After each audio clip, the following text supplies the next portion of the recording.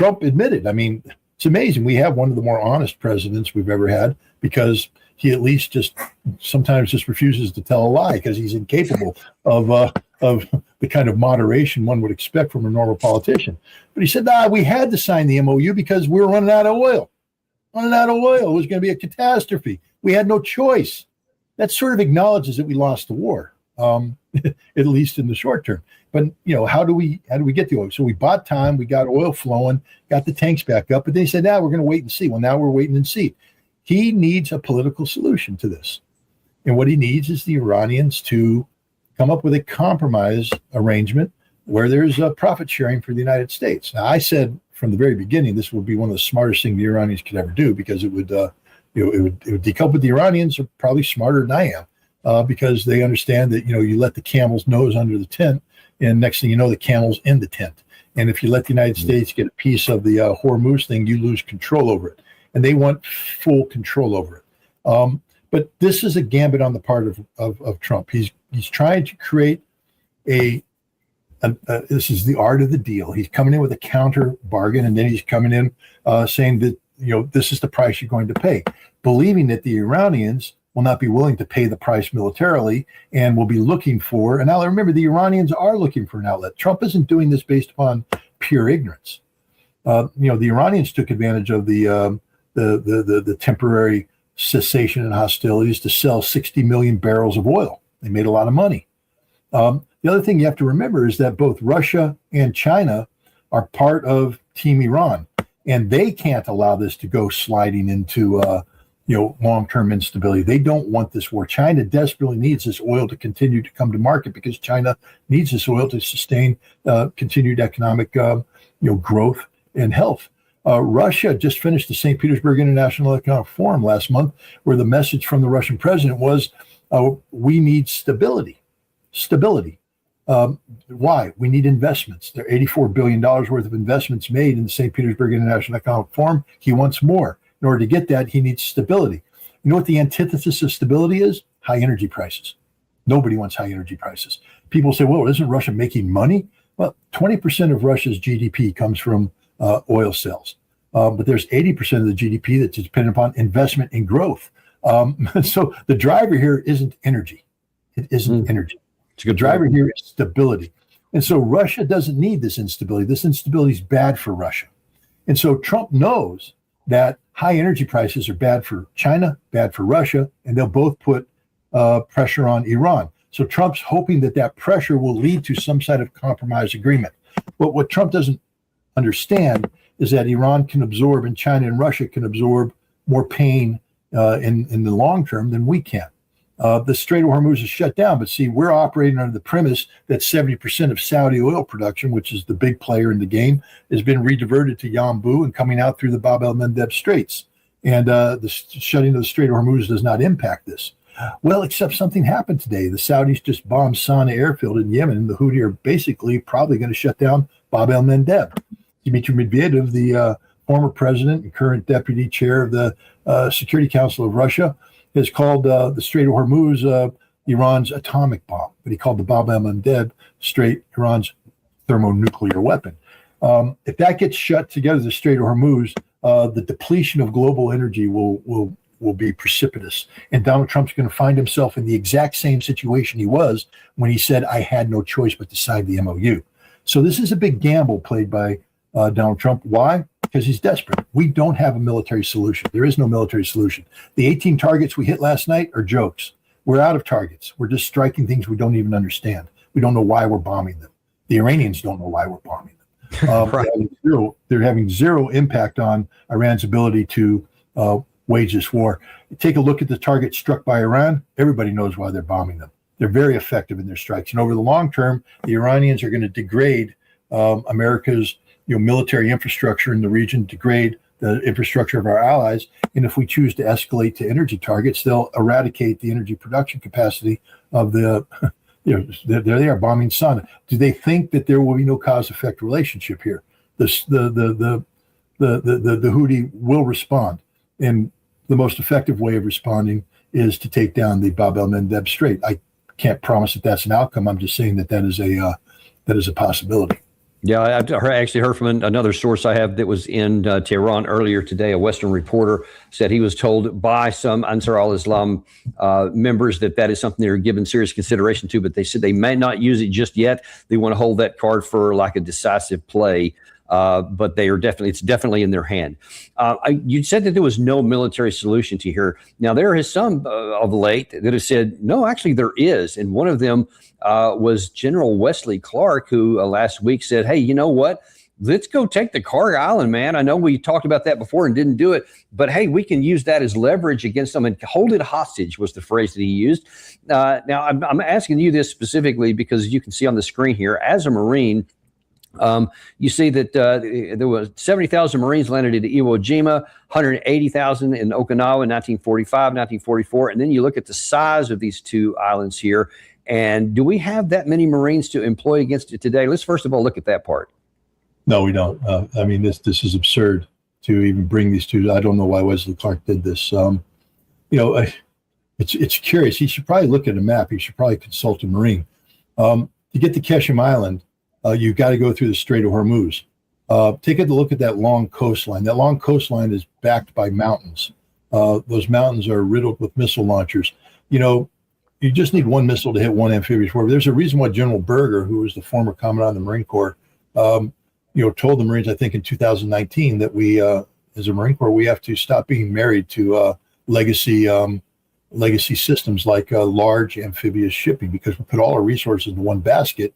That may work in old school, where you could park a ship off the coast and get the landing party ashore. But now that ship will be struck, 100 kilometers offshore by precision missiles that we don't have a defense against. And the closer we get, the more risk we run. We have to shoot those ships through the Strait of Hormuz, to get to Keshem Island. And remember, it's not just about landing them and getting out, unless we want to replay Guadalcanal. Hey, Wesley Clark, talk to a Marine about Guadalcanal. We'll tell you what happens when the U.S. Navy cuts and runs and leaves us without supplies. It's not a good feeling to be abandoned on an island. So you want to put Marines on Keshem Island, knowing that the Iranians can shut down the Strait of Hormuz logistical lifeline anytime they want to, and those Marines now will be left hanging. Plus, we don't have enough to occupy the island, which means we'll be in constant battle. And again, look at a map. Gosh, Wesley, I wish I could help you, pal. Look at a map where Okinawa is. Tell me where the Chinese mainland is from Okinawa, how far away it is.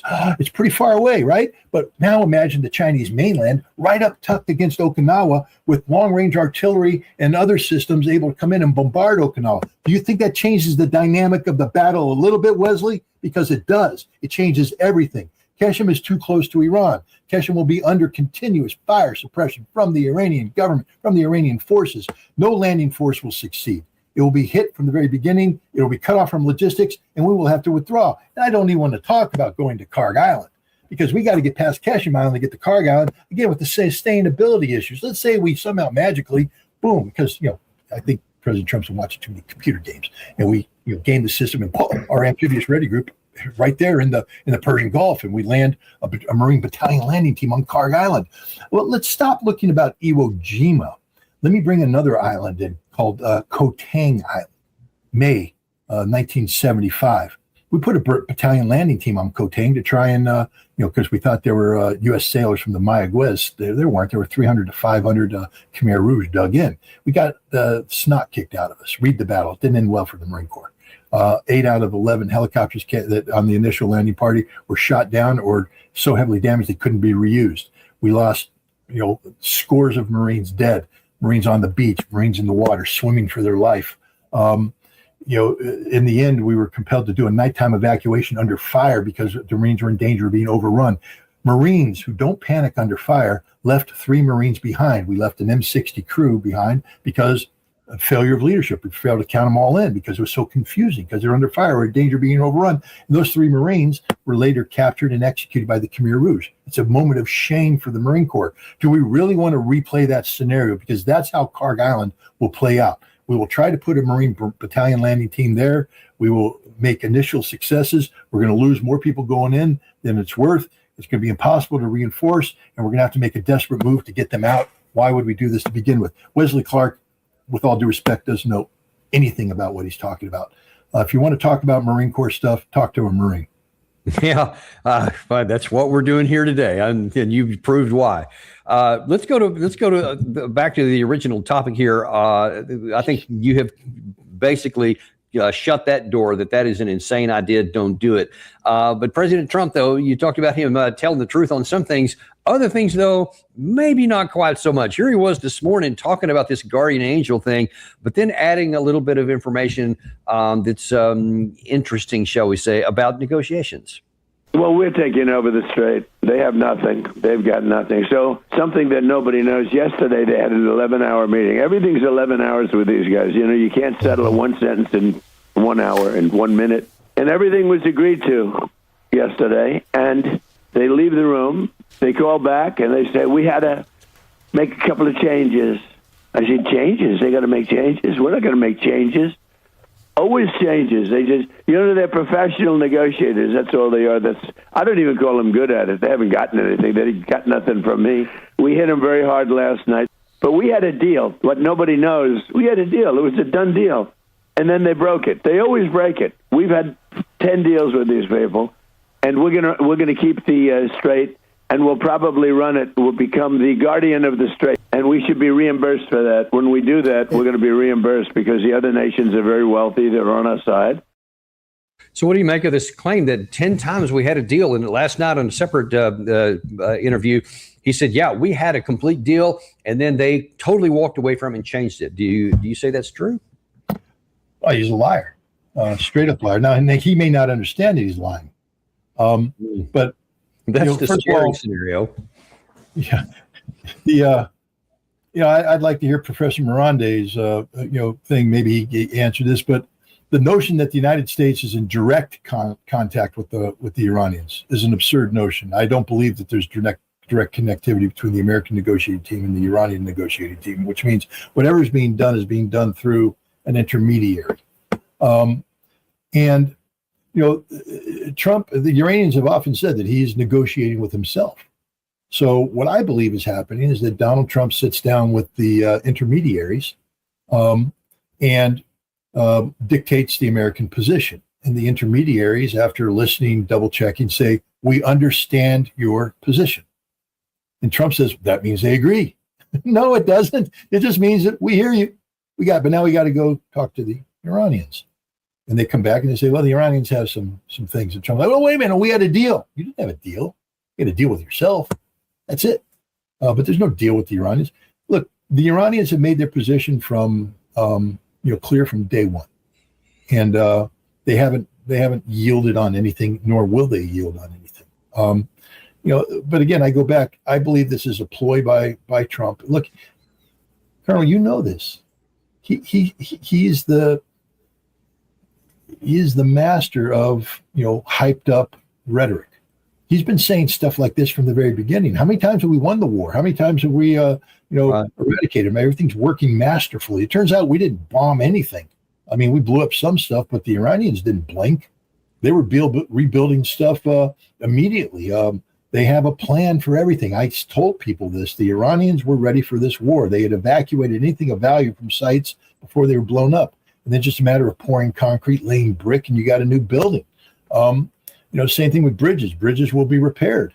That's just the way it is. Trump is being lied to by his military people, or what is, I believe, a possibility. He's just a master of chaos. Because there's a player in here, there are two players in here that maybe we're not, that the media is overlooking. And those are China and Russia. We're in a race right now. It's a race between the political consequences, because, again, let's just set it up. In 1992, James Carville, who was an advisor to President, or then Governor Clinton as he ran for president, put a yellow sticky note up on the war room of the Clinton campaign, reminding the presidential hopeful to stop talking about foreign policy and things like that. It's the economy, stupid. That's the only thing that matters. It's the economy, stupid. And right now we're in a literal race right now on whose economy is going to be impacted the worst.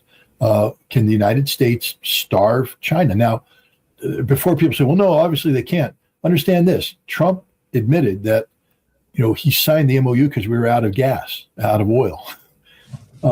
J.D. Vance said, yeah, well, the MOU is only good until we get our stockpiles up to where we want them. So the fact that we're doing this now is on an American-driven timeline. We made the decision. Trump made the decision to act now, which means that he has picked a calendar moment that he thinks can achieve objectives. Now, he's been wrong in the past. I'm not saying this is a guarantee of success, but I think that the amount of oil that's been set aside to stabilize, the American economy has been, put on one side, and the amount of oil China needs to stabilize their economy and to grow is out there. And we believe we can outlast the Chinese. We believe that we can get the Chinese to come in and tell the Iranians, you have no choice but to accept a compromise deal here. Trump doesn't get 20%, but Trump gets 2%.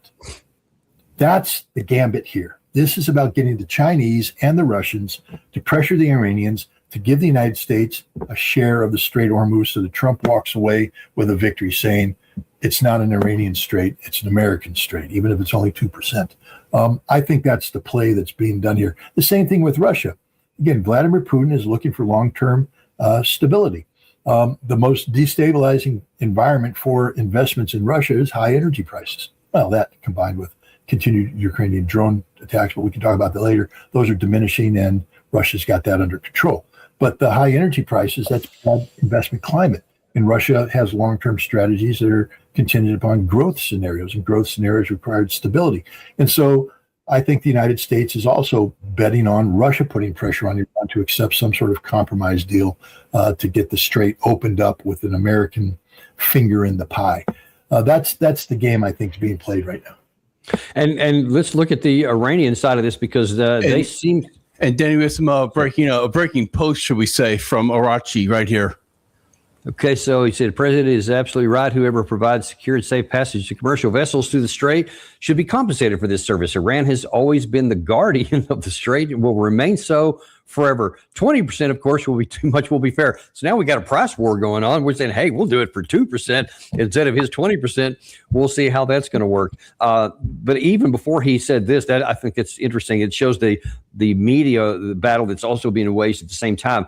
Earlier today, after President Trump made this initial statement, the Iranian foreign ministry, the military spokesman, came on to give his view of what Iran thinks about Trump taking control of the strait.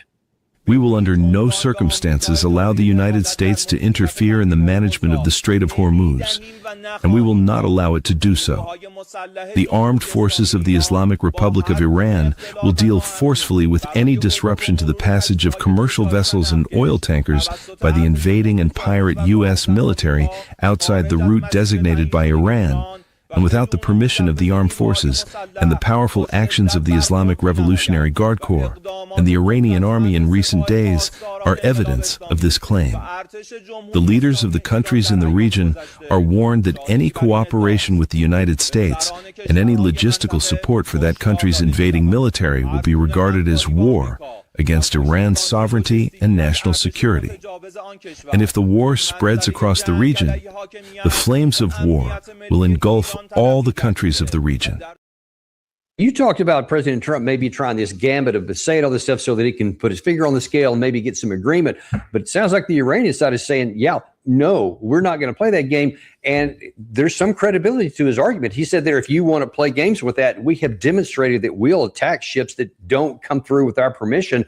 And the fact that in this last one here, he just said other countries, the fact that even Oman, some of their territory was hit in the last strike shows that Iran is nobody is off limits for them if they feel like their interests. So the big question is, if it's a gambit, who's going to come out on top, the Iranian side or the Trump side?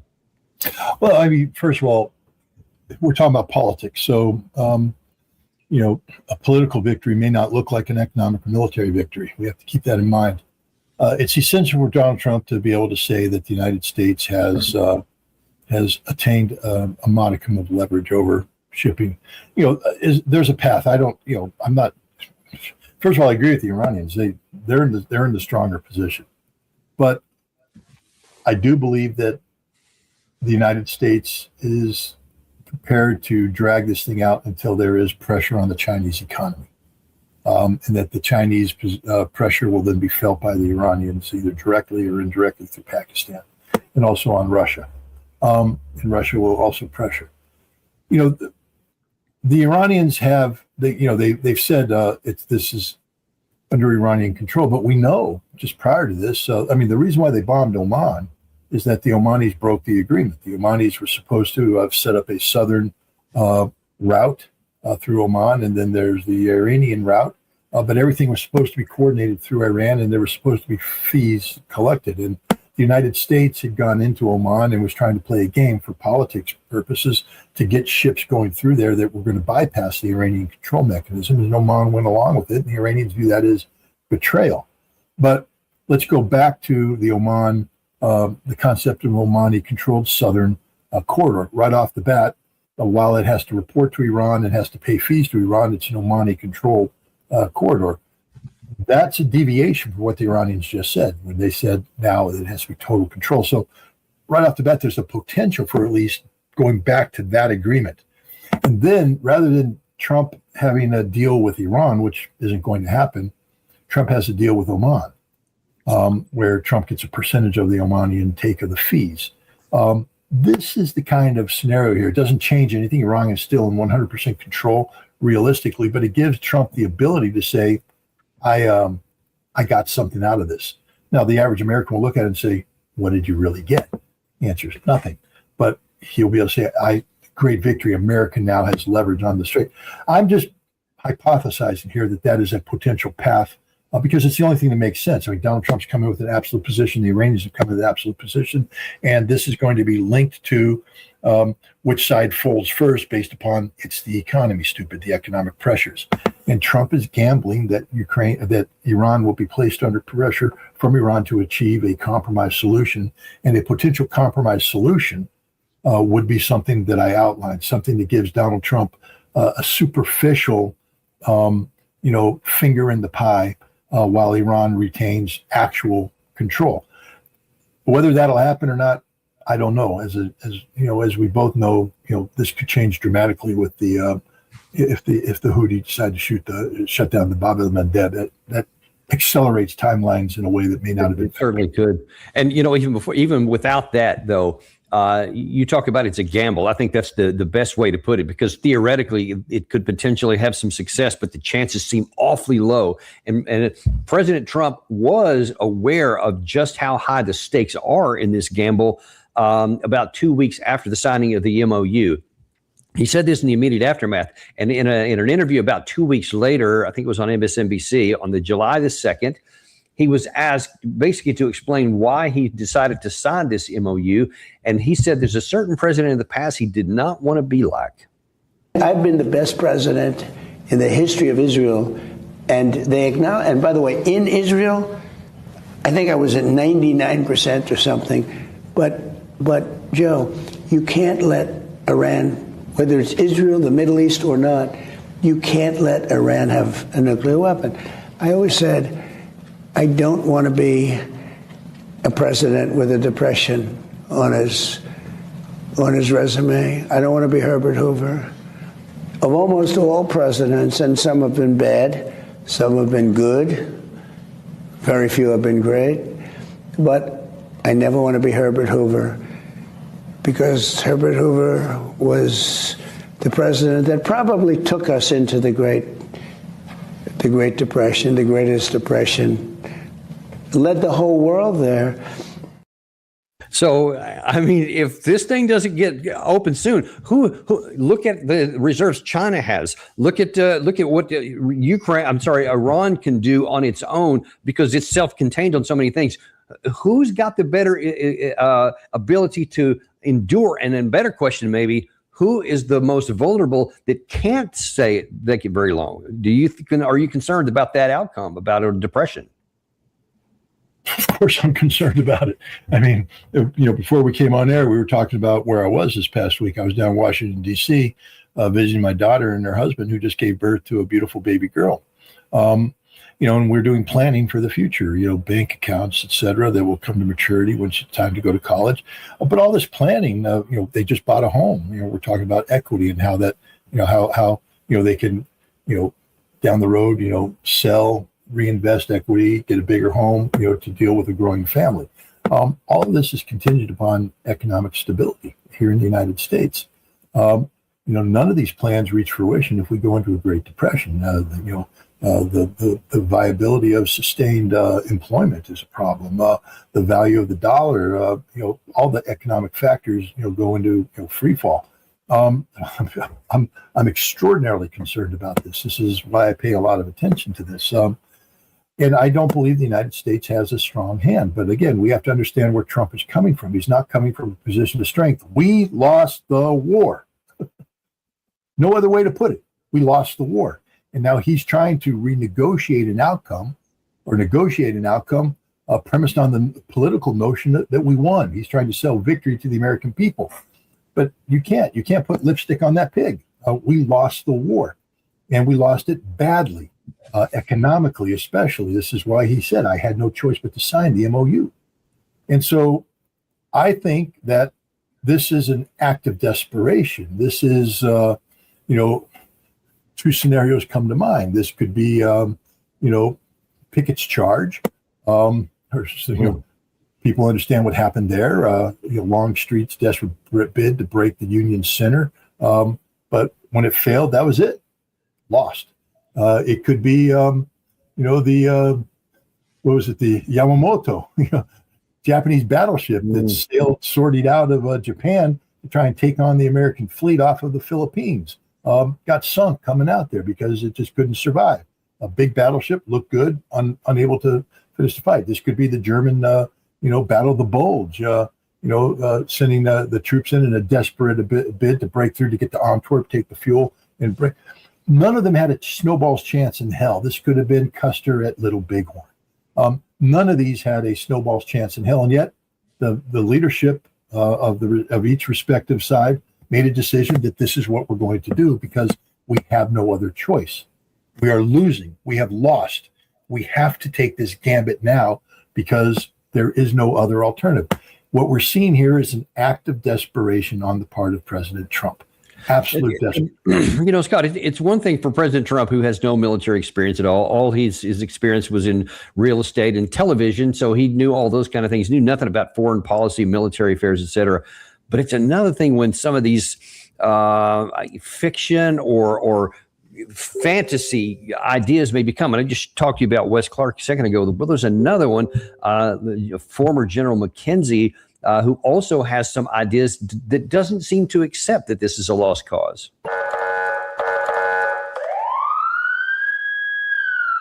Iranians generally only respond to military force and to extreme pressure. Look, we're not talking about regime change here. What we're talking about is modifying the views and actions of an extreme hardline regime. That is possible. We have the capability to do that. That capability is resident in the U.S. military, should the president elect to employ it. That would include opening the Strait of Hormuz, maintaining the Strait of Hormuz open, and in fact seizing Karg Island, should we elect to do that. And I would just say as an aside, that's something we should think about doing because possession of Iranian soil would be a significant factor in future negotiations with Iran.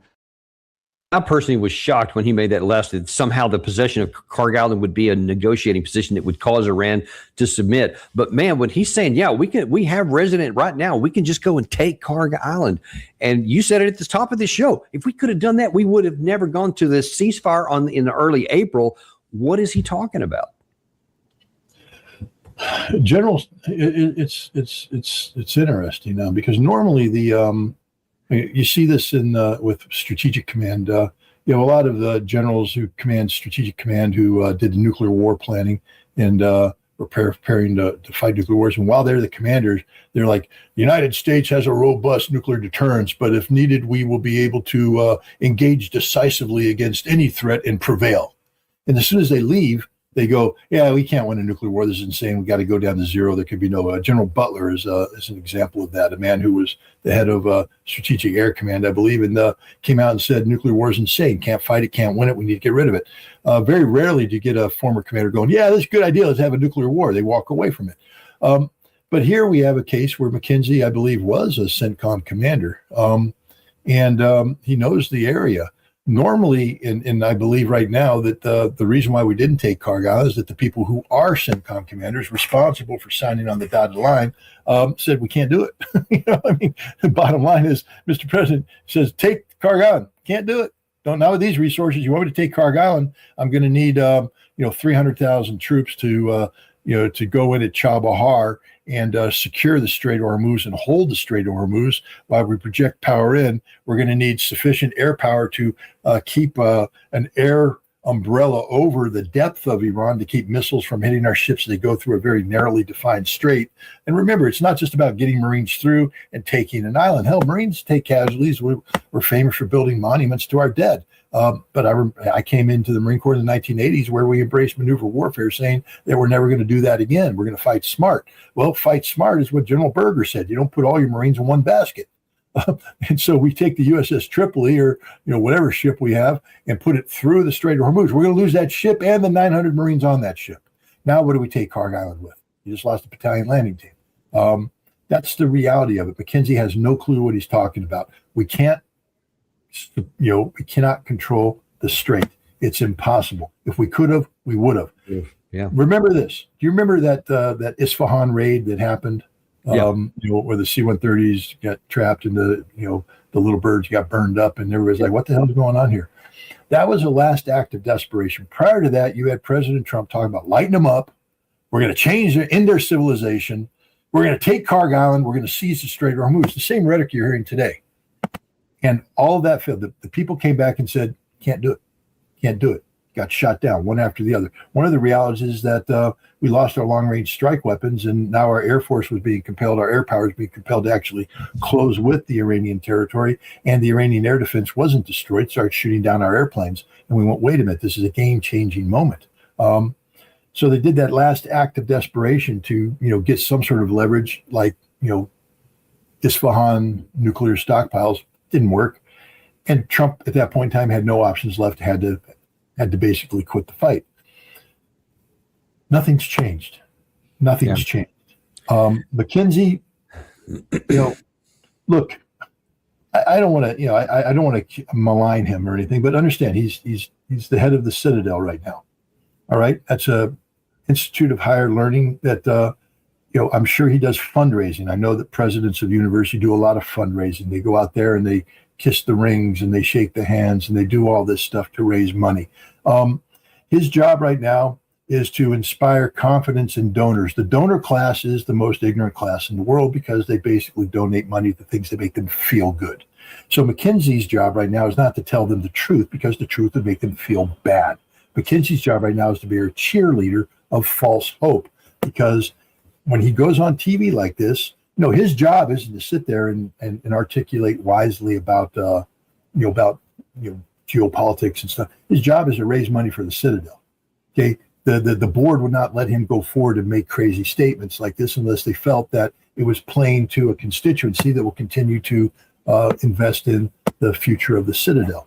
So his job is to go out there and parrot stupidity, because there are no consequences.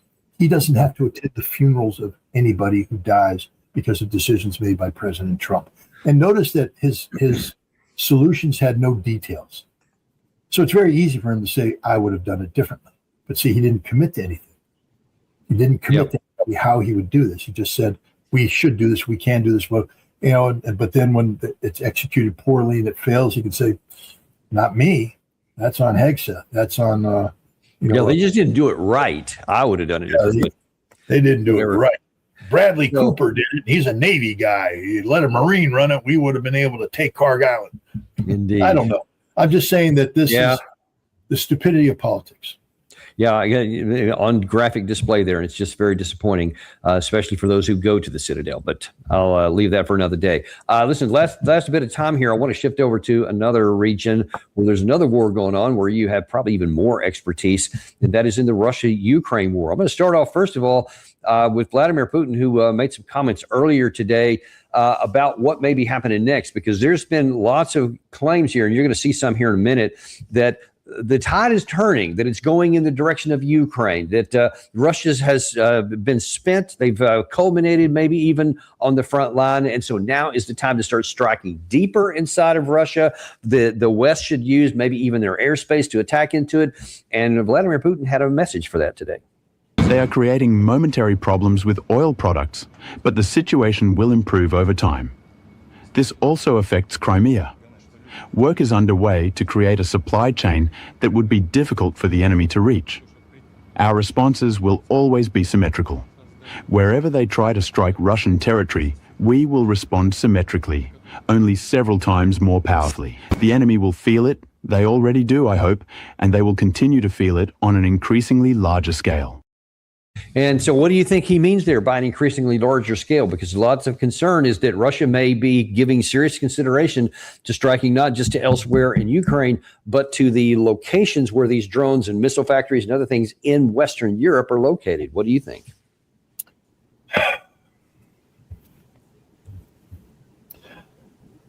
Vladimir Putin is in the business of winning this war, but winning this war in a way that benefits Russia long term. And we know this because he said, I'm not looking for a ceasefire because it's a temporary solution. We need to address the root causes of this conflict, or else we risk the inevitability of the conflict reemerging 5 years, 10 years down the road. That's not long-term stability. Russia needs this war to end finally on terms acceptable to Russia. The root causes of the conflict have to be addressed. This means that the current Ukrainian regime will not be in power. Zelensky will be dead or driven, arrested. Syrskyi, Zaluzhny, Budanov, all these people, they have very short futures. This is just a statement of fact. Vladimir Putin at the St. Petersburg International Economic Forum spoke about denazification, and he said, we know what this means. It means the total eradication of Banderist ideology. And Russia's not on a timeline, though. There's never been a Russian calendar. There's never been a moment where Russia says, we have to do this by this date. That's been a Western thing, the pressure on people like me to come up with calendar dates. That's not a game Russia plays. They deal with objectives. Russia, I will just tell you, I just came from Russia. I was in the Donbass. I was in Zaporozhye. I couldn't go to Kherson because of drone activity. Very dangerous. Crimea was cut off. The Jangar Bridge had been blown up, couldn't cross it. To pretend that it's not a serious situation is ludicrous. The city of Melitopol was out without electricity and water for days. Gas stations were shut down, sandbagged up because of the danger of Ukrainian drones. This is real. The Highway of Death was called the Highway of Death because it's littered with the carcasses of vehicles and civilian vehicles, cars, trucks that are being struck by Ukrainian drones. My convoy on the way out was struck by Ukrainian drones. It's real. I mean, there's no doubt about this, but there's no panic on the part of the Russians. They have the situation 100% under control. We need to understand that this environment that we have, this information environment, is a ploy on the part of the West. It's information warfare being orchestrated by British intelligence, American intelligence, in coordination with Ukrainian intelligence, supported by the Europeans. The goal and objective is to create the impression in the lead up to the 20 September State Duma elections of Putin's weaknesses, Putin's frailty, that Russian victory is not inevitable. In fact, Russia could lose this, that the Russian economy isn't going to thrive. There is a depression. There's going to be an energy crisis. They deliberately hit places so they can get the photo op. You saw this at the G7 meeting when the Ukrainian FP-1 drone, actually the Ukrainian FP-1 drone didn't achieve the result it did.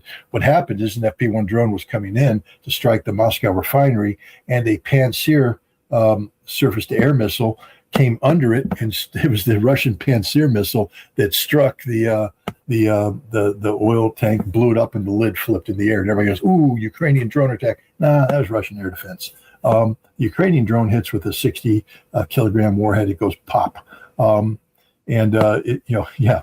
that's right there. Boom! That is the Russian air defense missile hitting the tank. It's not a Russian drone, a Ukrainian drone.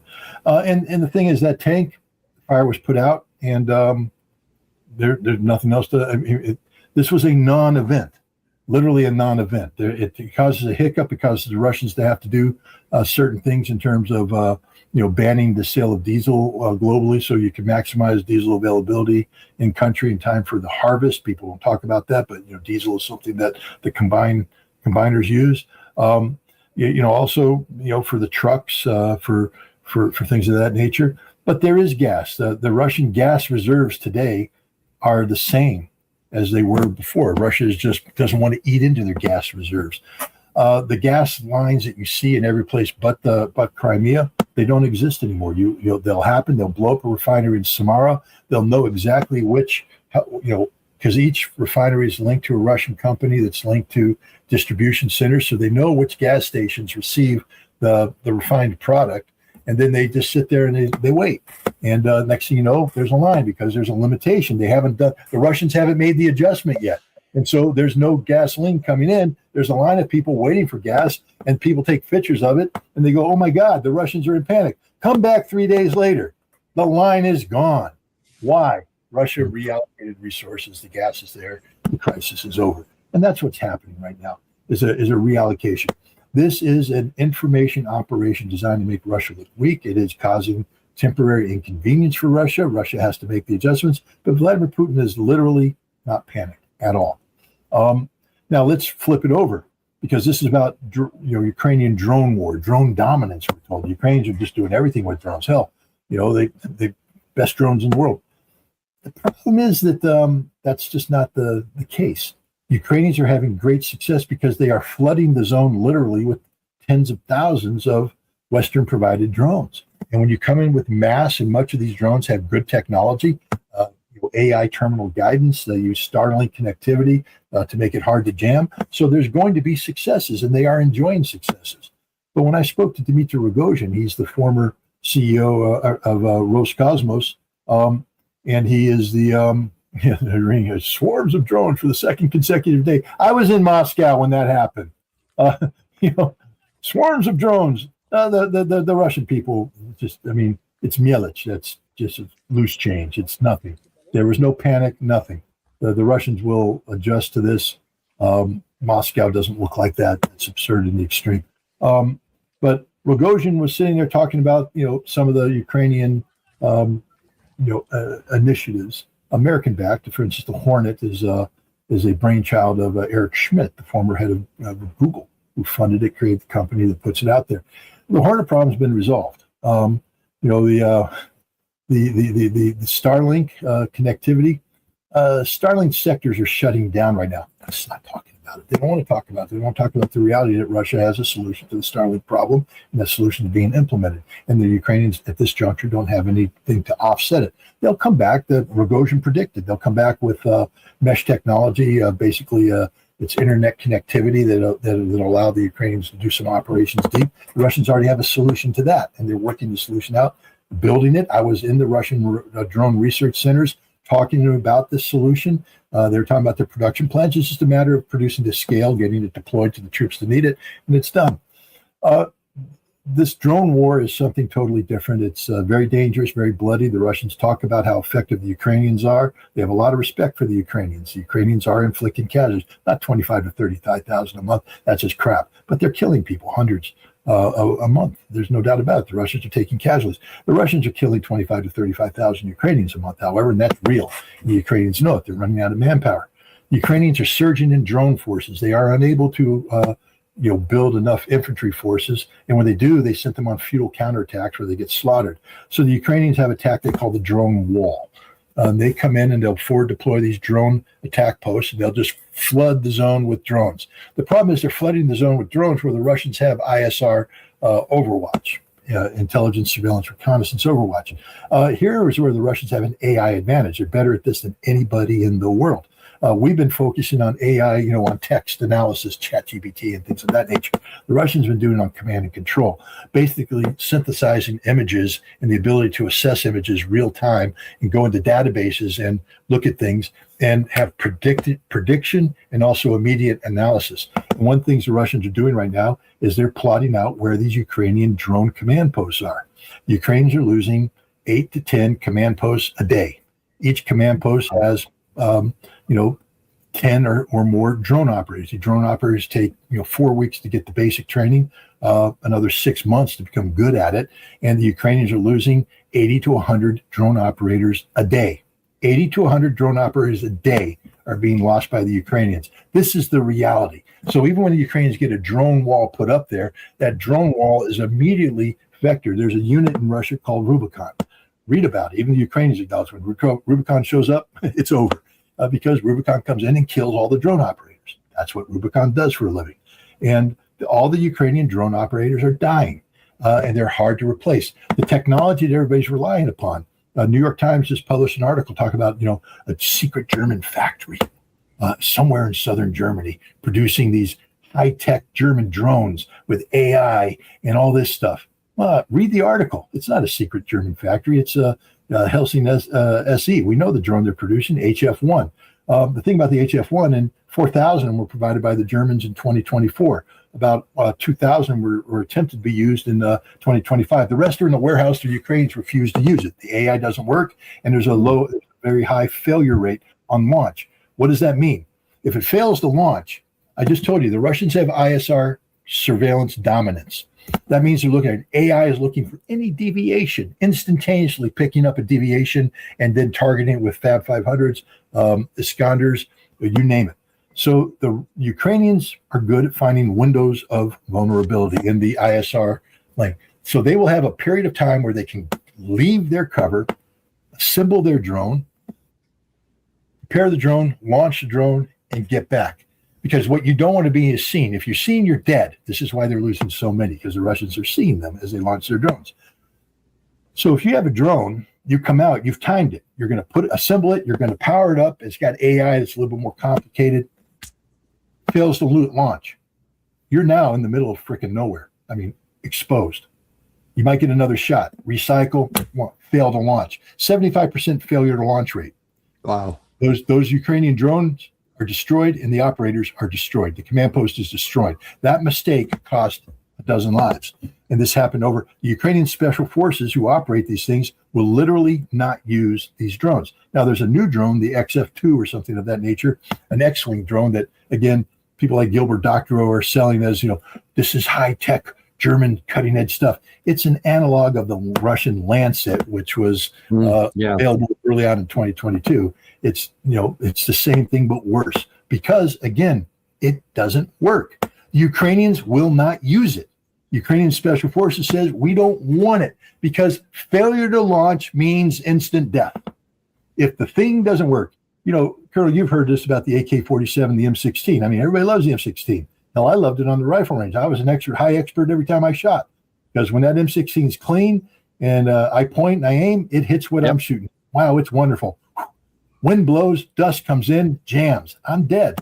Meanwhile, the AK-47 gets thrown in a river, has gravel and dirt and mud sludge through it, and they wake it, shake it, chamber, and shoot, and it shoots every single time. The Russian drones work every single time because the Ukrainians have ISR too. They have Russian intelligence. They have American intelligence looking for these things. But when the Russians find the window of vulnerability, they come out, load, launch, get back in. They're safe, and now their drone goes in and kills. Russia is winning the drone war, and if you're winning the drone war, you're winning the war. This is why Russia is advancing. Scott, they're only advancing a couple kilometers a day. I mean, how could a snail could go advance further than the Russian? Well, a snail doesn't have to fight through the gray zone of drone death. This is the reality. There is a gray zone. For a Russian unit to advance a kilometer means that it has already advanced 20 to 30 kilometers or more through a gray zone of death. That means that the Russians have to achieve drone dominance over the gray zone and then project that drone dominance onto the Ukrainians, which they're doing across the entire battlefield. There's not a single place on this battlefield where the Ukrainians have the strategic initiative. Yes, they launch counterattacks. They go, they punched 10 kilometers deep into the Russian lines. No, they didn't. They punched 10 kilometers deep into the gray zone, and then they all died. And then the Russians came in, swept up, and kept advancing. This is the reality of the war on the front lines. Russia is winning, dominating, prevailing. The Ukrainians don't have a solution. They're out of infantry. They were trying to replace it by throwing 80,000 drone operators in there to get the drone wall, but they're losing 80 to 100 of them a day. They're irreplaceable. The drone factories, meanwhile, what Putin talked about, you hit us, we take you out. Lindsey Graham was just in Kiev. He's passed. But there was a photograph of him smiling, holding a Ukrainian drone. Hey, I got a drone here. Look how good I am. I'm wonderful. That factory no longer exists. Now, it's probably because somebody on Lindsey Graham's team made a mistake, or the Russian AI looked at the photographs that Lindsey Graham published and was able to identify through their photo database exactly the place where this was. But they took it out. It no longer exists. All those drones that were being built, all of them stacked up, they're gone, ladies and gentlemen, finished. And that's not the only drone factory that's taken out. Every major drone factory in Ukraine is being taken out as we speak. Think about it. You want to build a Patriot assembly plant in Ukraine? Yeah. 2,000 square feet of new construction. You don't think the Russians are going to detect? See that, right? Russia is destroying the totality of Ukraine's industrial infrastructure. There's nothing that can replace it. This is the reality. Yeah, and the last one I want to talk about here, because I'm out of a little bit out of time here where I wanted to ask you, but I'm going to go ahead and show you this one. Oh yeah, there's the infamous, one of the last. I think that's his last picture ever seen. Not something that'll go down well in history. But speaking of Lindsey Graham, Michael McCaul, Representative McCaul, was kind of trying to give a not pep talk, say something nice about him, but he's going to now says, I'm going to take what he was going to do and we're going to carry it forward to the demise of Russia. We were planning to introduce the sanction bill together this coming week. I will still introduce that bill. The Senate will. And I think in his honor that we owe it to Lindsey Graham to pass that tough Russian sanctions bill. Ukraine. I have to say also, the NATO summit had a big impression on Ukraine. Zelensky was very upbeat because two things happened there. One, President Trump agreed to these licensing agreements so that Ukraine can build their own interceptor, Patriot interceptors, to take down the ballistic missile threat, which is their biggest vulnerability right now. But secondly, I think most importantly, the morale boost. As I was on the front lines, the morale boost to the troops, who are, by the way, Martha, winning now. Who would have thought that 4 years ago, that they'd be winning the war 4 years later? But also the political will of the Ukrainians and President Zelensky walking out of that meeting, that was a game changer. A game changer. And McCall was on the front lines, and the Ukraine side is winning. I probably don't need to ask, but I'm going to give you the chance anyway. What do you say to that? Horse hockey. I think that's a term that we're allowed to use. Horse manure, cow dung. He's Texas, I think he's from, so he'll understand these terms. He's a liar, straight up liar.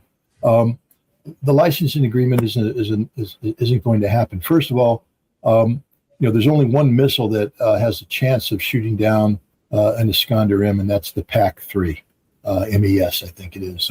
Ukraine will never assemble that. Hell, we have trouble assembling here in the United States. We're talking about pumping up the production rate from 600 to 2,000. We don't have enough parts. We don't have enough seekers. We don't have enough anything. So the idea that we're suddenly going to divert all this, subcomponent capacity to Ukraine to watch it get blown up by a Russian counterstrike is absurd. There will be, we may ship some Patriot MES missiles to Ukraine. They'll be blown up before they get put into operation. But the missile that they're looking at is a PAC-2 GEMT, sort of an improved PAC-2. It can't shoot down the Iskander. It can't shoot down the Kinzhal. It can't shoot down, the Zircon. It can't shoot down, nothing can shoot down the Oreshnik. So it's basically going in to shoot down some cruise missiles, and that's it. Right now, Germany has a licensing agreement to produce these missiles in Germany. The first missiles should come off the production line by the end of this year. The best Ukraine's going to get is to get Germany to divert some of this production to Ukraine. But again, these are missiles that don't solve the operational problem. The problem is Iskander-Ms. Ukraine has nothing to shoot down an Iskander-M. They will never shoot them down.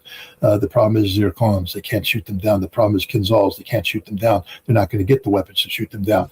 And the thing is, Zelensky knows this. He was sat there. Trump blew some smoke at him in Ankara, and Zelensky smiled. But now Zelensky's running around in a panic saying, you need to follow through on this. We need these missiles. And he's realizing that in the best case, if everything works properly, you're not even going to be able to turn ground for, a year or more. I mean, the licensing alone, there's just steps that by law have to go through, quality control checks and things of that nature that just aren't in place. Not going to happen. The German facility was broken ground on 2022. It's now 2027, and they may produce a missile by the end of 2027. That's 5 years. You might be able to accelerate this for Ukraine for like 3 years, but that's it. And that means that if the war stopped today and everything was allowed to happen, Ukraine wouldn't be able to assemble a missile for 3 years. Zelensky realizes that's not good enough. So now he's running around and, McCall, a morale booster. This is devastating for the Ukrainians because the Ukrainians that understand they've been abandoned, that they were lied to. Zelensky's starting to panic. And that goodwill that Trump had towards him, because Trump is a very shallow man, that goodwill will dissipate the moment Zelensky starts to call him out and say, you promised me something and you're failing to deliver. Trump's going to say how ungrateful you are. Remember that Oval Office meeting that took place back in August of 2024? Or 2025, you're going to see that again. This is absurd. McCall's a moron. He's an idiot.